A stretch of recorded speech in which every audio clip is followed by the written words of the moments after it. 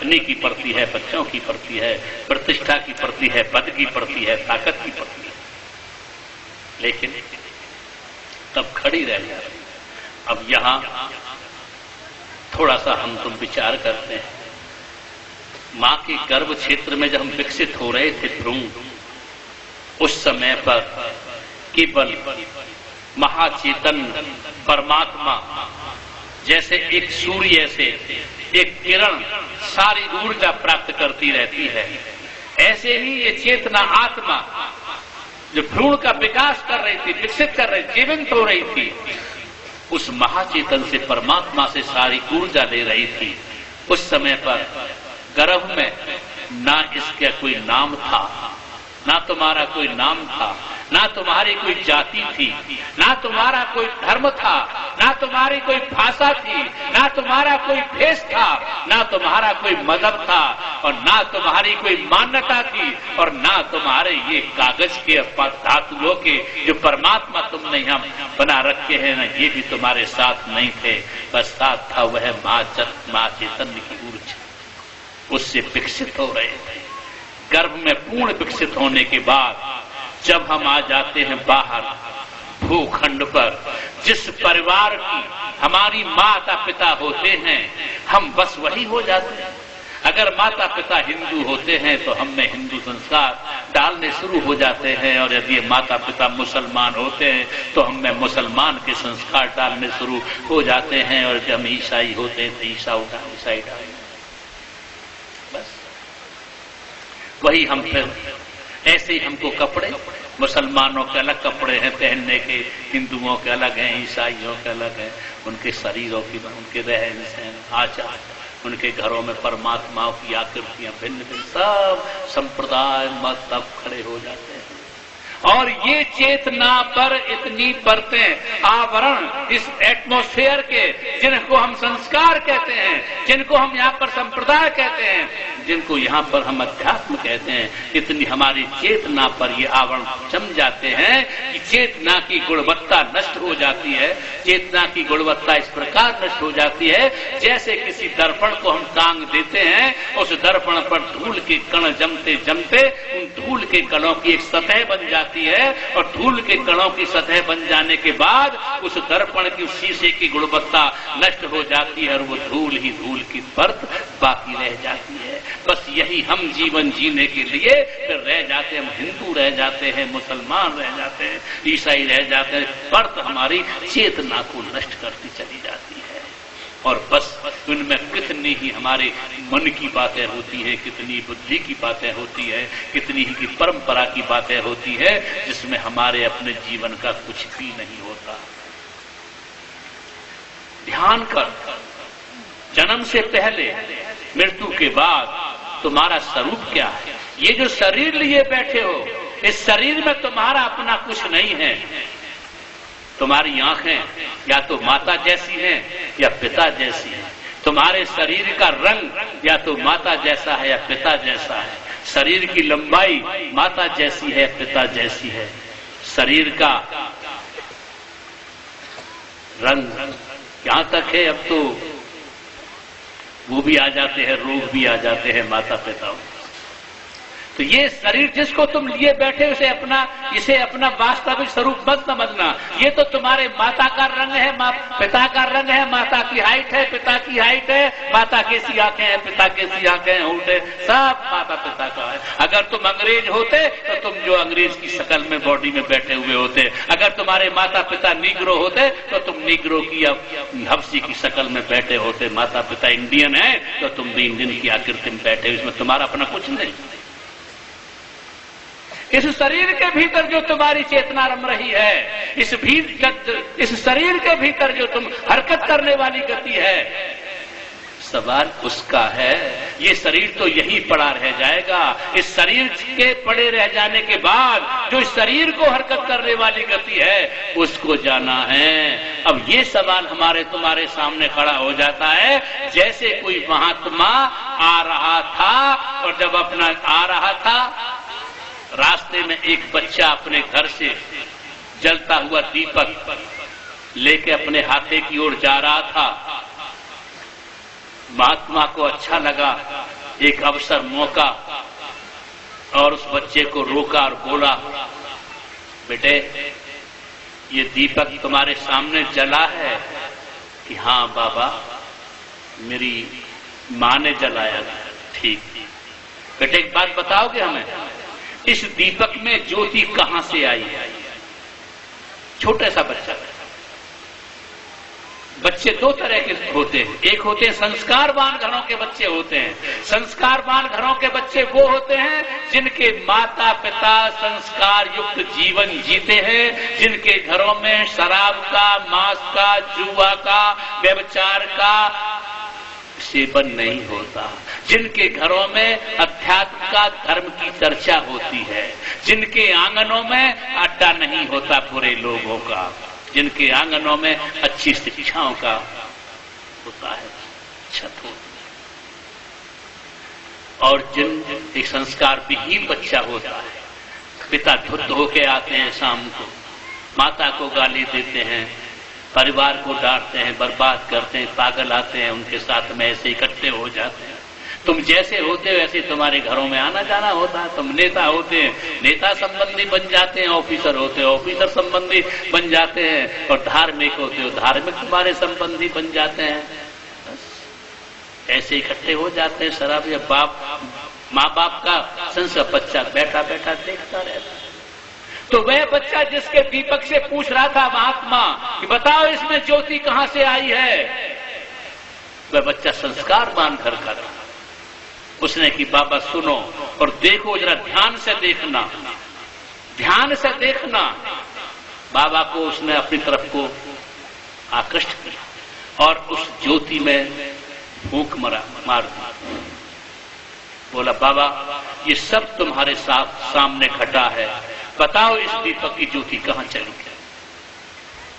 महात्मा ने छोटे से बच्चे से पूछा था, इस दीपक में ज्योति कहां से आई जिसे तुम लेके जा रहे अपने अहाते की और बच्चे ने पूछ लिया उस बाबा से, बाबा बताओ इस दीपक की ज्योति कहां चली। बस बहुत बड़ा विद्वान था, बहुत अनुयायी थे, बहुत पुस्तकों का लेखक था, लेकिन सारा ज्ञान रफू हो गया छोटे से बच्चे के सवाल के आगे, और बस अपने मन में उस बच्चे के प्रति श्रद्धा लेकर चल लिया वापस,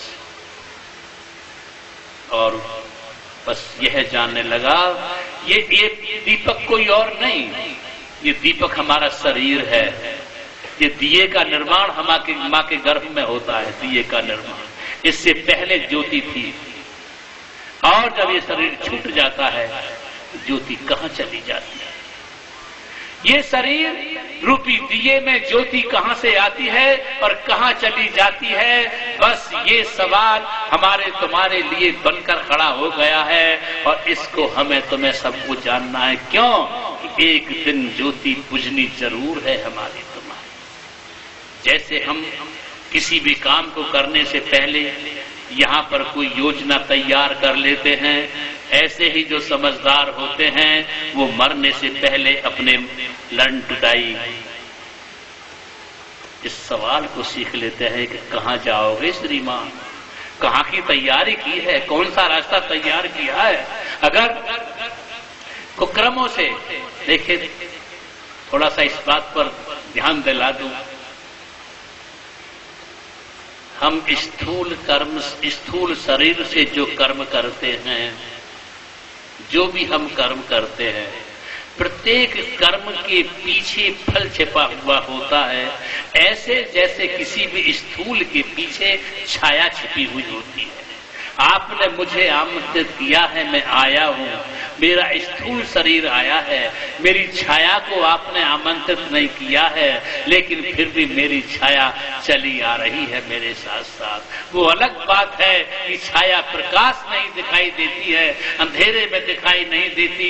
ऐसे ही प्रत्येक कर्म के पीछे फल छिपा हुआ होता है, लेकिन ये दिखाई उन्हीं को देता है जो ज्ञान के प्रकाश में अपना जीवन जीते हैं, और जो अंधेरे की गलियों में जीवन जीते हैं उन्हें कर्मों के फल दिखाई नहीं देते हैं। वो अंधेरे में कुछ भी मन आता है, मन के मुताबिक खाते हैं, पीते हैं, करते हैं, सब कुछ करते हैं, यही होश नहीं हम क्या खा रहे हैं, क्या पी रहे हैं, क्या कर रहे हैं, क्या करवा रहे हैं, अंधेर है। प्रत्येक कर्म के पीछे फल छिपा हुआ होता है। और जब हम स्थूल शरीर छोड़ते हैं, ये स्थूल शरीर छोड़ते हैं, तो जैसे कोई भी, आपने देखा बथुए का बीज होता, बथुआ साग खाते हो बाजारों में, तो ये बथुए का बीज खेत में जुलाई में भी, अगस्त में भी, सितंबर में भी, जून में भी, मई में भी, अप्रैल में भी, मार्च में भी, फरवरी में, सब में खेत में पड़ा रहता है। और किसान उस खेत की सिंचाई करता रहता है, उसमें मक्का भी सींचता है, आलू भी सींचता है, ईख भी सींचता है, बथुए का बीज चुप पड़ा रहता है। लेकिन जब आता है नवंबर का महीना, दिसंबर का महीना आता है, बस वो बथुआ जम जाता है। ऐसे ही हम जो भी कर्म करते हैं, वो सब कर्म हमारे चुप पड़े रहते हैं, चुप पड़े रहते हैं। और जब हम स्थूल शरीर छोड़कर मरणासन अवस्था में होते हैं, मरने के करीब होते हैं, तब ये सारे कर्म हमारे होते हो जाते हैं, खड़े हो जाते हैं हमारे सामने। और कर्मों का वाहन ही हमारी चेतना को खींचकर यह लोक से वह लोक ले जाता है। कर्मों का वाहन ही हमको खींच के इधर से उधर ले जाता है। बस उस समय कबीर ने यही बात याद दिलाया था, करो रे मन वा दिन की तदबीर। उस दिन की तदबीर करो जिस दिन यहां से पलायन होगा। जनाब सारी डिग्रियां यहीं रह जाएंगी, सारी जितनी भी कोठियां यहीं रह जाएंगी, साथी संबंध यहीं रह जाएंगे, सारी जितनी भी उपलब्धियां हैं सब यहीं रह जाएगा। तब अकेले की यात्रा तय करनी होगी। इसलिए संत सतगुरु कहते हैं किसी पूरे सतगुरु के पास जाओ और तुम्हारी अंतिम यात्रा कहां से शुरू होगी उसको सीखो। अंतर्मुख, बाहर मुख नहीं। अपने से बाहर मत डोलो, अपने से बाहर परमात्मा को, आत्मा को या किसी भी मोक्ष को या स्वर्ग को मत तलाश करो। Body is the temple of God. ये शरीर परमात्मा का मंत्र है। बृहद विश्व का लघु नमूना ये शरीर है। सारी कुदरत की कार्रवाई इसी में भरी पड़ी है। कबीर ने यही तो कह दिया था कि भाई सब घट में तेरे घट में है। इसी में काशी है, इसी में मथुरा है, इसी में सुरगन हार है, इसी में यमुना है, इसी में राम है, सब।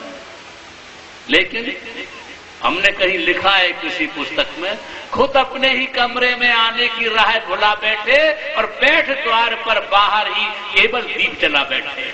अपने ही घट में आने की राह भूल गए हो, जैसे कुछ भीतर है ही नहीं। मजबूत किवाड़ लगा ली नी, सूरज की किरण और शुद्ध हवा दी रोक नहीं जाने दी। और खुद की गैर हाजिरी में वहां दुश्मन गिरोह बना बैठे। जब हम नहीं झांकते भीतर तो वहां पर भूत प्रासा कर ही लेते हैं। सांप बिच्छू चमक जाता। तो बाहर नहीं, परमात्मा, आत्मा, स्वर्ग, मोक्ष, राम, श्याम, नानक, कबीर, बुद्ध, महावीर सब तुम्हारे भीतर है। बस जरा अंतर्मुख होना सीख जाओ। किसी गुरु के पास जाओ और अंतर्मुख होकर के अपने भीतर शरीर से ऊपर उठने का अभ्यास करो। ये शरीर हमारा दो भागों में संतों ने बांटा है। यहाँ से नीचे को अंड कहते हैं, वो पिंड कहते हैं, ऊपर को ब्रह्मांड कहते हैं। यहाँ से नीचे को 9 द्वार कहते हैं और ऊपर को 10वां द्वार कहते हैं। और भाई इस 10वें द्वार में सारी कुदरत चेतना का मूल स्रोत है। और जो इसमें ध्वनि आ रही है, जो प्रकाश हो रहा है, उसका स्वानुभव करो, प्रैक्टिकल करो। इसे किसी गुरु के पास जाके करो। क्योंकि हमारी कार्रवाई में थोड़ा लेट व्यवस्था हो गई है, काफी देर से आए, ज्यादा लंबी बात नहीं करेंगे, बाकी बातें अब सुबह करेंगे। अब तो हम यही विराम लगाने का वो कर रहे हैं कि आप आए हो, सत्संग में आए हो, सबसे पहले इस जीवन को ऐसा बनाएं जिसमें कोई कर्म ऐसा न बन जाए हमसे जिसका परिणाम हमको, हमारी औलाद को, हमारी संस्कृति को, हमारे देश को, हमारे धर्म को भोगना पड़े। और ऐसे साथ साथ परमात्मा उन कामों को करें जिसका परिणाम हमारी मृत्यु के बाद अच्छा हो। यानी यहां पर तो बस खाएंगे पिएंगे, वो मैंने बताया पहाड़ बना देंगे मलमूत्र के, खाते खाते अगर 80 साल जी गए तो जन कितना पहाड़ बना देंगे, टनों के हिसाब से बने। तो आप एक अपने जीवन को इस तरीके की दिशा से लिए जिस जीवन का अंत मृत्यु न हो बल्कि अमरत्व हो, और वह अंदर मुख होने के बाद तुम्हारे भीतर जो कुछ भी कुदरती कार्रवाई हो रही है उसका स्वानुभव करो। बस इन्हीं शब्दों के साथ मैं अपनी बात पूरी करूंगा। आपने मेरी बात को बड़ी शांति और प्यार से सुना, इसके लिए मैं आपका बहुत बहुत आभारी हूं। और अंत में आपके अंदर बैठे उसी कुल मालिक को योग से सत्संग की पश्चिम प्रयागराज में दूसरी बैठक हो रही। रात की बैठक में जो हमने प्रसंग लिया था वो ये लिया था कि विगत पूर्व जन्मों के सुसंस्कारों के परिणाम स्वरूप हमको ये मनुष्य का चोला मिला है। अगर पिछले संस्कार हमारे अच्छे नहीं होते तो हम मनुष्य के दर्जे से नीचे की योनियों में, किसी पशु में, किसी पक्षी में विचर रहे होते हैं। क्योंकि भूतकाल के गर्भ में वर्तमान छिपा होता है और वर्तमान के समय गर्भ में भविष्य छिपा हुआ होता है। अगर भूतकाल बीता हुआ समय न होता, अगर भूतकाल के गर्भ में हम तुम न होते तो वर्तमान में यहां नहीं होते, और वर्तमान के गर्भ में भविष्य छिपा होता है। ऐसे ही विगत हमारे अच्छे संस्कारों ने मनुष्य के चोले में लाके टिका दिया, और मनुष्य के चोले में टिक जाने के बाद जो मनुष्यता के श्रेष्ठ कर्तव्य है वो हमको ग्रहण करने चाहिए। शरीर तो मनुष्य का हो और हमारे आचरण पशुओं जैसे हों, पक्षियों जैसे हों तो तालमेल नहीं खाता है।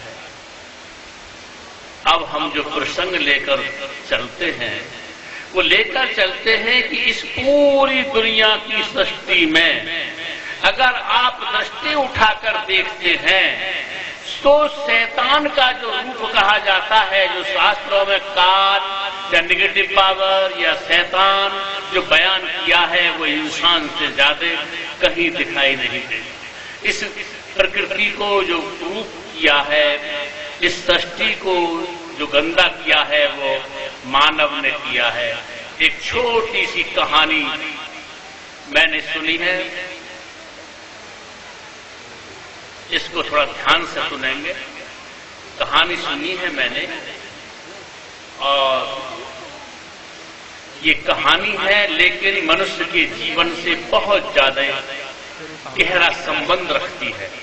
कहानी है लेकिन मनुष्य के आज के मनुष्य के जीवन से बहुत ज्यादा गहरा संबंध रखती है, तो थोड़ा ध्यान देंगे। एक बार जब इस पृथ्वी पर दूसरा विश्व युद्ध हो गया और दूसरे विश्व युद्ध में नागासाकी, हिरोशिमा पर बम विस्फोट कराकर लाखों आदमियों को उड़ा दिया गया। जिसे स्टेलिन कहते थे, जिसे ट्रूमैन कहते थे। स्टेलिन रूस का राष्ट्रपति था, ट्रूमैन अमेरिका का राष्ट्रपति था। नाम का ट्रूमैन का अर्थ होता सच्चा आदमी, लेकिन उसने एक रात में बम विस्फोट करा के नागासाकी, हिरोशिमा पर कितने ही लोगों को मार दिया। और हिटलर के बारे में तो ये कहा जाता है कि उसने करोड़ों आदमियों को मारने का फैसला ले लिया और ये सोचा कि अब इन मारने के लिए इतने कारतूस कहां से लाऊंगा और इन्हें दफनाने के लिए इतने कपड़े और स्थान कहां से लाऊंगा। तो उसने कैंप लगवाए बहुत बड़े बड़े, और कैंप लगवाने के बाद एक कैंप में 5000 आदमियों को किसी भी बहाने बुलाया, भरा, और फिर बस भरने के बाद में बिजली को इतने हाई पावर वोल्टेज होते कि बिजली का बटन दबाया और 5000 आदमियों का एकदम वाष्पीभूत हो गया। हड्डियों का भी पता नहीं पड़ा हो गया। ना तो कारतूस खर्च करना पड़ा एक आदमी के मारने को, ना ही उनको दफनाने के लिए कफन आदि की तैयारियां करनी पड़ी। उसका इतिहास पीछे कम नहीं। ट्रूमैन का, स्टैलिन का, हिटलर का, चंगेज खां जब दिल्ली की गलियों से गुजरा, 10,000 छोटे छोटे मासूम बच्चों के सिरों को भाले से छेद कर निकला गलियों से, ताकि लोग भयभीत होकर ये कहे कि ये बहुत हिंसक है, बहुत क्रूर है, भयभीत होकर है। सिकंदर के बारे में कहा ही जाता है कि यहां से सब कुछ ले। और डायोजनीस महात्मा के जब संपर्क में आया तो डायोजनीस ने कहा कि एक सुई ले। जब मैं महाविजेता कहता है अपने को, तूने बहुत स्वर्ण, ये सोमनाथ मंदिर वगैरह कितना ही लूटा है, मेरी सुई मरने के बाद मुझे वापस दे देना। तब तो भावावेश में ले ली सिकंदर ने डायोजनीस से वो सुई, लेकिन जब भावावेश के बाद उसने अपने सिपह सालारों से उसको पूछा कि भाई उसने मुझे सुई दी है, बताओ इस सुई को मैं मरने के बाद कैसे वापस करूंगा। सारे जवाब खो गए, सारे जवाब खो गए। इस सुई को भी मरने के बाद में संभाल न सके, वापस कर न सके, बस आ गया और आके डायोजनीस से बोला कि मुझे वह इल्म दे जो मरने के बाद भी रहता है, कायम रहता है। तब उसी सिकंदर ने अपने परिवारियों से कहा था, जब मैं मर जाऊं तो मेरे जनाजे से मेरी एक बात मान लेना, मेरा एक हाथ बाहर निकाल देना, ताकि लोग मुझसे तालीम लें, शिक्षा लें कि सिकंदर भी खाली हाथ रहे।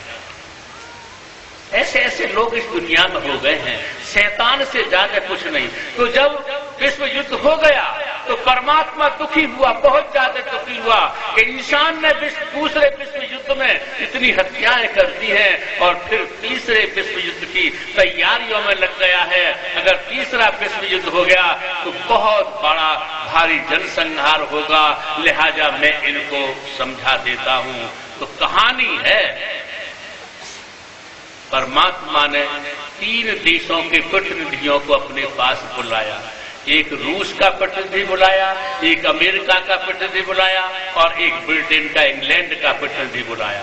तीनों को बुलाया और परमात्मा ने उनसे कहा, तो भाई क्या तुम दूसरे विश्व युद्ध से कुछ शिक्षा नहीं सीखे हो? तुमको पता है कितना जनसंहार हुआ था और फिर तुम तीसरा विश्व युद्ध करने की तैयारी में लगे हो, क्या तुमने कोई शिक्षा नहीं ली है? तो प्रतिनिधियों ने कहा, भगवान हमने खूब शिक्षा ली है, जो कमी रह गई थी विश्व युद्ध में नरसंहार करने में, अब क्या उसको कमी नहीं छोड़ेंगे। संत ऑगस्टाइन से किसी ने पूछा था कि तुम द्वितीय विश्व युद्ध हो गए हैं, जरा तीसरे विश्व युद्ध के बारे में कहो। तो आइंस्टीन ने कहा, मैं तीसरे विश्व युद्ध के बारे में तो कुछ नहीं कह पाऊंगा, लेकिन चौथे विश्व युद्ध के बारे में जरूर कह दूंगा। लोगों ने कहा, बड़ा अजीब वैज्ञानिक है आप, तीसरे विश्व युद्ध के बारे में कुछ कहेंगे नहीं, लेकिन चौथे के बारे में कहेंगे। तो चौथे के बारे में कहो, हम कुछ अंदाज तो लगा लेंगे। तो आइंस्टीन ने कहा, चौथा विश्व युद्ध कभी होगा नहीं। होगा नहीं का मतलब था, आज हम बारूद के ढेर पर बैठे हैं, अगर कोई भी पागल कहीं भी, चाहे वो अमेरिका में है, चाहे चाइना में है, चाहे रूस में है, चाहे पाकिस्तान में है, कहीं भी बैठ करके एक दिया सलाई लगा देता है तो सारी दुनिया भस्मीभूत हो जाएगी। एक इस पृथ्वी को यदि 7 बार नष्ट करना पड़ जाए तो अभी आज इन विकसित देशों पर इतनी सामग्री है बारूद की। अब जब ये कहा परमात्मा ने तीनों प्रतिनिधियों से, तो परमात्मा ने कहा कि भाई कोई ऐसी युक्ति है जो तीसरा युद्ध न हो? तो उन्होंने अमेरिका के प्रतिनिधि की तरफ को कहा, हाँ वे बोलो कोई तरकीब बताओ। तो अमेरिका के प्रतिनिधि ने कहा कि हाँ भगवान है, और वो ये कि पृथ्वी तो हो और पृथ्वी पर सारे देशों का नक्शा हो, लेकिन रूस का नामो निशान न हो। हमें कोई दिक्कत नहीं, हम कोई युद्ध नहीं करेंगे। अमेरिका का प्रतिनिधि कहता है परमात्मा से कि पृथ्वी तो हो, लेकिन पृथ्वी पर रूस का नामो निशान न हो, हमें कोई युद्ध नहीं करना। उन्होंने फिर रूस की तरफ को देखा, रूस के प्रतिनिधि से कहिए। उसने कहा सर पहली बात तो ये हम कम्युनिस्ट हैं, हम ईश्वर को, आत्मा को हम किसी को नहीं मानते हैं। हमने अपने देश से ईश्वर का कान पकड़ के बाहर निकाल दिया है। जहां पहले मंदिर हुआ करते थे, अब हमारे कम्युनिस्ट के ऑफिस हैं, वहां पर हम मानते ही नहीं, हम सबको कामरेड मानते हैं। तो ए कामरेड, ईश्वर से कहा उसने, ए कामरेड हम ईश्वर नहीं मानते आपको, लेकिन हाँ यदि आप एक छोटा सा काम हमारा कर देते हैं तो हम आपको पूरे भगवान मानना शुरू कर देंगे। और काम क्या है? काम ये है कि पृथ्वी तो हो, पृथ्वी पर सारे देशों का नक्शा हो, लेकिन अमेरिका का नामो निशान न हो। अमेरिका ने कहा रूस का नामो निशान न हो, रूस ने कहा अमेरिका का नाम निशान न हो। जब दोनों ने अपनी अपनी बात रख दी तो ब्रिटेन की तरफ को मुखातिब होकर के परमात्मा ने कहा कहिए। तो ब्रिटेन भी बड़ा होशियार था, उसने कहा भगवान हम तो प्रभु मानते ही है आपको, आप बस हमारी और कोई गुजारिश नहीं, आपसे एक ही गुजारिश है, आप हमारा छोटा सा काम यही कर दें कि ये जो दोनों हमारे मित्र हैं, दोनों देश हैं, रूस है और अमेरिका है, इन दोनों की इच्छाएं पूरी कर दो, हमारा काम तो अपने आप ही हल हो जाएगा। इन दोनों देशों की इच्छा पूरी कर दो। यानी रूस कहता है अमेरिका का नाम निशान न हो, अमेरिका कहता है रूस का नाम निशान न हो, इन दोनों की इच्छा पूरी कर दो, हम तो ऑटोमेटिक की चक्रवर्ती हो ही जाएंगे। बस शैतान का कहीं रूप तुमको दिखाई नहीं देगा दुनिया में। शैतान मानव से ज्यादा नहीं। देखिए जरा इतिहास उठाकर देखिए, आज वर्तमान में उठाकर देखिए, आप घर घर में सारे जीवनों को जरा इनके जीवन के पृष्ठों को पढ़ कर देखिए। इंसान से ज्यादा शैतान के कर्म कोई नहीं कर रहा है। दोष हम काल को देते हैं, दोष शैतान को देते हैं, नहीं। लेकिन सत्संग कहता है तुम्हें सही और तुम्हें सत्संग एक कारखाना है। सत्संग एक ऐसा कारखाना है जहां इंसान बनाए जाते हैं, जहां बुराइयों को छोड़कर आदमी को अच्छाई के रास्ते पर चलाया जाता है। सत्संग ही एक ऐसा कारखाना है, संतों के कारखाने में इंसान बनाए जाते हैं। यहाँ आइए, आप बुराइयों को छोड़िए, जो शैतानियत के अंश हमारे भीतर पले हैं, इनसे आप छुटकारा पाइए।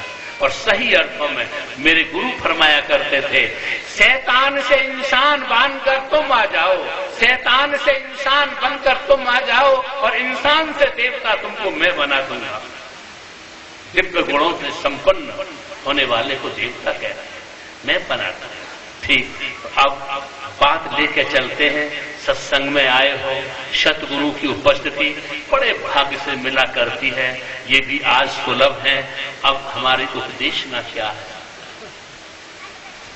कहानी इतिहास की है। भगवान बुद्ध का पीरियड था इस दुनिया में। कभी कभी आती हैं महान हस्तियां जीवों को ज्योति देने के लिए, रीतों को दिशा निर्देश देने के लिए, मार्ग बनकर, पगडंडी बनकर कभी कभी आती है कुछ हस्तियां। जब भगवान बुद्ध का जमाना था, उस जमाने की घटना है। कौशल नरेश का एक हाथी था जिसका नाम बुद्धरेख था। बड़ा ही कुशल था हाथी, बुद्धरेख नाम था, बड़ा ही कुशल था, युद्ध का बड़ा खिलाड़ी था। जब भी पहले जमाने में हमारे देश की राजा हाथियों पर युद्ध किया करते, हाथियों पर बैठकर युद्ध हुआ करते थे। ये महमूद वगैरह जो जीत गए हमारे देश के राजाओं से, वो केवल इसलिए बहादुर नहीं थे हमारे देश के लोगों से, बहादुर नहीं थे, बस बात ये थी कि ये हाथी से लड़ा करते थे, वो घोड़ों से लड़ा करते थे।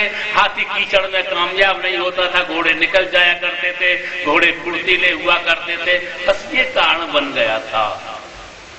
बहुत खिलाड़ी था बुद्रेक हाथी, कभी पीठ देकर नहीं भागा, उसकी दूर दूर तक सारे राजाओं में ख्याति हो गई। हाथी बहुत गजब का है। उस कौशल नरेश से उस हाथी को खरीदने के प्रस्ताव बहुत दिए गए, आप इसे हमें बेच दें, आप इसे हमें बेच दें, लेकिन उसने उसको बेचा रखा नहीं। अब कालांतर तुम और हम जो आज खून के भंडार भरे बैठे हैं, कल बूढ़े होंगे, हो गए हैं, मैं तो गलत कह रहा हूं कि होंगे, हो गए हैं, तो बूढ़े हो। वो हाथी भी बूढ़ा हुआ, ज्यादा बूढ़ा हो गया, इतना बूढ़ा हो गया कि जब उसको महाबत यानी पानी पिलाने के लिए तालाब में ले गया, तो वह हाथी तालाब की कीचड़ में फंस गया और अपने को न निकाल सका। वह हाथी तालाब की कीचड़ में फंस गया और भरपूर प्रयास करने के बाद अपने को कीचड़ से बाहर न निकाल सका। और यही ढंग बन गया जो कबीर ने लिखा है कि उलझन की जो जो युक्ति करता तो सुलझन की जो जो युक्ति करता त्यों तो उलझन जाई। जो जो निकालने को प्रयास कर रहा था अपने को कीचड़ से, लेकिन क्यों तो उसमें और अंदर घुसता चला जा रहा था, असमर्थ हो गया, थक गया, नहीं निकल पा रहा था, आखिर बूढ़ा था, उसका सारा शौर्य नष्ट हो चुका था, गिर पड़ा और कीचड़ में से नहीं निकल सका। जो दूसरे हाथियों के महाबत थे उन्होंने बहुत प्रयास किया निकाले, लेकिन नहीं निकल पाया और सभी निराश हो गए। उस हाथी से उस नगर की प्रजा का भी बहुत लगाव हो गया था, क्योंकि उस नगर को उस हाथी की बदौलत कितने ही आक्रमणों से, कितने ही राजाओं के आक्रमणों से बचाया गया था। वह भी उससे प्यार करते थे। सारी प्रजा इकट्ठी हो गई, सारे दरबारी उसके इकट्ठे हो गए, लेकिन बूढ़ा हाथी उस दलदल में फंस गया। कीचड़ से निकलने का बहुत प्रयास कर रहा था, मगर निकल नहीं पा रहा था। अगर आखिर ये सूचना राजा के पास पहुंची, तेरा पुत्र एक हाथी फंस गया है कीचड़ में, नहीं निकल पा रहा है। राजा भी आया, उसकी हालत देख करके वह भी बड़ा ही दुखी हुआ मन में। जिस हाथी की वजह से मैं कितने ही युद्ध जीता था, जो हाथी अपनी जवानी में नालों को फलांग करके चला जाता था, जो दुश्मन का पीछा करते करते कभी थकता नहीं था, आज इसकी कितनी दुर्गति हो रही है कि ये खुद कीचड़ में से अपने को नहीं निकाल रहा है। और दुखी होकर उसे एक बात याद आई, और बात याद जो आई, बात याद ये आई कि एक महावत उसका उस हाथी के साथ ही बूढ़ा हो गया। उस महावत ने, उस बूढ़े महावत ने उस हाथी का बचपन भी देखा था, उसकी जवानी भी देखी थी, उसका बुढ़ापा भी देखा था, और उसी के साथ साथ वह भी बूढ़ा हाथी के तुल्य हो गया था। उसको उस महाबत की याद आई जो छुट्टी पर रिटायर हुआ अपना घर पड़ा रहता था। राजा ने उस पुराने महाबत को बुलाया, और जब महाबत को बुलाया, महाबत आया और उसने उस बूढ़े हाथी को जब तालाब की कीचड़ में फंसे हुए देखा तो बड़ा हंसा, एकदम हंसा वह। लोगों ने पूछा, देखो कैसा महाबत है जिसके जी से गुजर रही है। जरा किसी बूढ़े आदमी को देखें आप, उसके जी से गुजरती है, और जो उसके पोते हैं उसकी टोपी को उतार के भागते हैं, उसके जूतों को छुपा देते हैं। दादा बाबा ये हुआ, देखो जरा किसी घर में जाकर देखना, तो नाती पोते होते हैं बूढ़े के साथ में क्या करते हैं। हमारा आकाश जो अपने नाना के साथ क्या करता, जरा पूछना उससे। तो हंसा, महाबत हंसा उसके बुढ़ापे को देखकर। लोगों ने कहा, देखो ठीक। राजा से कहा, राजा निकालना है कि हाँ ठीक है, जाओ किनारे पर खड़े हो जाओ। और रणभेरी समझते हो?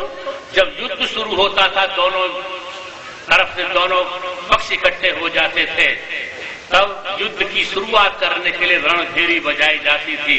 कहीं शंख बजाया जाता था, कहीं घड़ियाल बजाया जाता था, कहीं बम बजाया जाता था, तो रणभेरी कहते थे उसको। यानी अब ये रण की शुरुआत है, तो रणभेरी बजाई। जब रणभेरी बजाई तो वह जो बूढ़ा हाथी था, कीचड़ में पड़ा था, जो अपने शौर्य को खो चुका था, जिसकी सारी शक्ति छीन हो गई थी, जो अपनी जवानी को भूल ही चुका था, रणभेरी की आवाज सुनी और रणभेरी की आवाज सुन के वह बूढ़ा हाथी कीचड़ में से ऐसे जैसे इसकी पुनः जवानी लौट आई हो, एकदम खड़ा हुआ और मस्तानी चाल से, जो उसकी कभी जवानी में चाल हुआ करती थी, मस्तानी चाल से उस कीचड़ से ऐसे निकला चला आया जैसे इसके साथ कोई घटना घटी ही नहीं है। और तालाब के किनारे पर आ गया। सब लोग देखकर चकित हो गए, दंग रह गए। जब वह हाथी कीचड़ में से रणभेरी की ध्वनि को सुनकर अपने बाहर जा रहा था, निकल रहा था, तब उस समय पर उस दृश्य को देखने में भगवान बुद्ध के भी कुछ भिक्षु थे, कुछ अनुयायी थे, कुछ शिष्य थे, जो उस घटनाक्रम को देख रहे थे। और जाकर के उन्होंने जेत वन में भगवान बुद्ध को ये घटना सुनाई। भगवान, आज तो हमने अपनी आंखों से एक बहुत ही दृश्य अनोखा देखा। भगवान बुद्ध ने पूछा, कहा क्या देखा? कि देखा का बूढ़ा हाथी दलदल में फंस गया था, तालाब की कीचड़ में, लेकिन नहीं निकल पा रहा था। रणभेरी बजाई गई और रणभेरी की आवाज को सुनकर वो निकल के बाहर खड़ा हो गया।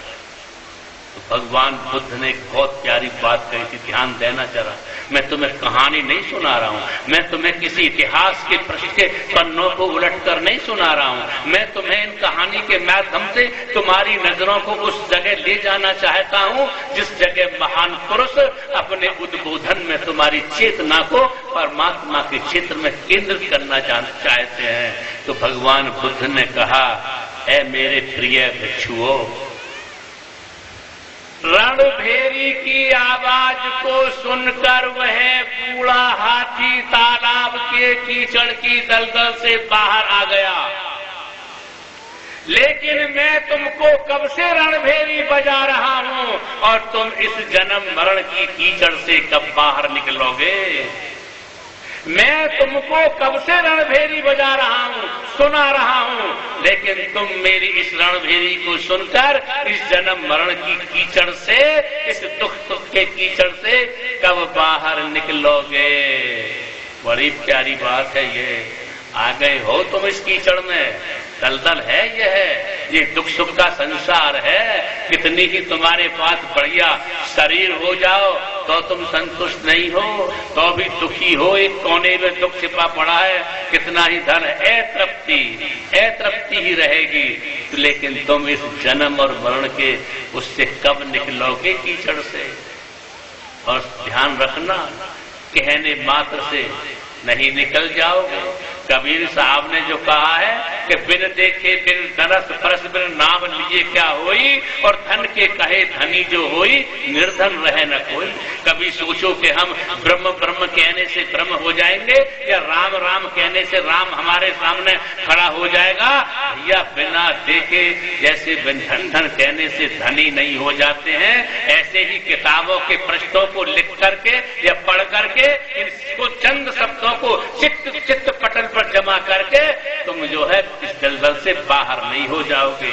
इसके लिए तुमको प्रैक्टिकल अभ्यास करना होगा। और वह अभ्यास किताबें नहीं जानती, ये बाह्य धर्म ग्रंथ नहीं जानते, ये बाह्य तीर्थ पानी, ये पेड़ वृक्ष पशु, ये कागज पर ये धातुओं के परमात्मा, इनको नहीं जानते।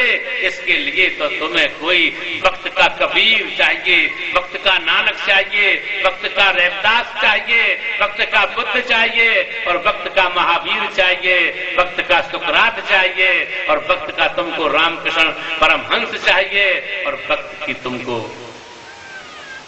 जो प्लेटो है, प्लेटो चाहिए, सुकरात का चाहिए, सुकरात चाहिए, वक्त का गुरु, वक्त का कबीर, आज का कबीर चाहिए, आज का रविदास चाहिए, आज का गुरु नानक चाहिए।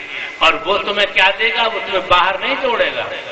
कम बैक, वापिस आओ, अपने भीतर आओ, बाहर मत भटको। बहुत बड़ी दुनिया है, बहुत बड़ी दुनिया है। अपने भीतर आओ और अपने भीतर आके जो पिंड, दो भाग हैं हमारे, देखो अभी तुम किसी संत सतगुरु के पास जाके नहीं जान पाए हो कि चेतना का मूल भंडार हमारा इस 10वें द्वार में ब्रह्मांड में है, और यहाँ से चेतना की धार नीचे को प्रवाहित हो करके पूरे यानी भीतर के मंडलों को, यानी भंवर गुफा को, सचखंड से भंवर गुफा को, महाशून्य को, त्रिकुटी को, सहस्त्र कमल को करते हुए तीसरे तिल में, जिसको नुक्ताए सफेद कहा है फारसी में संत महात्माओं ने, मुसलमान फकीरों ने, और तीसरे तिल से चेतना की धारा हमारे नाखून तक व्याप्त है।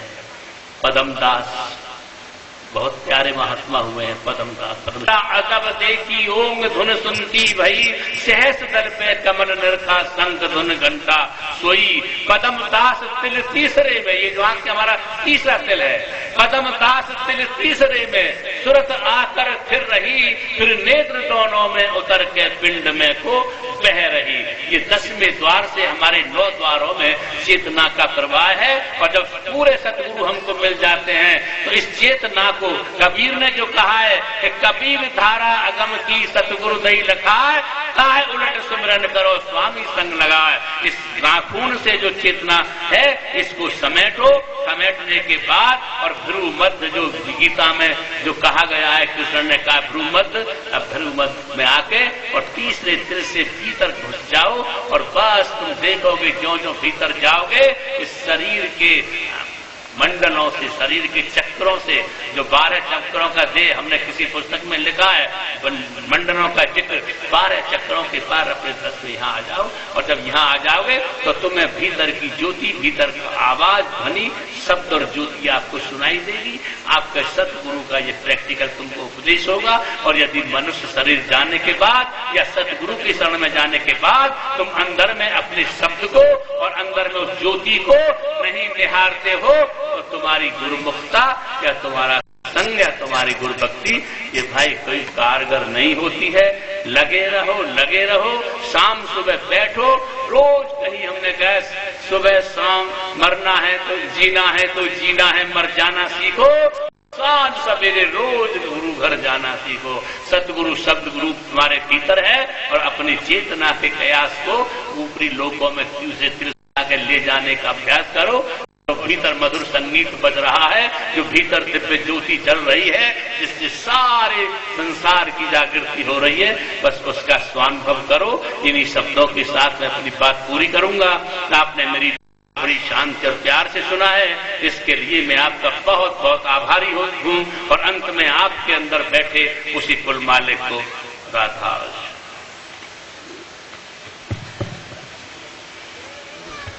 अभी एक आदमी कहता था, दरोगा जी ने यूं राधा स्वामी भला क्या बुला लें। राधा स्वामी कोई भला नहीं है भाई।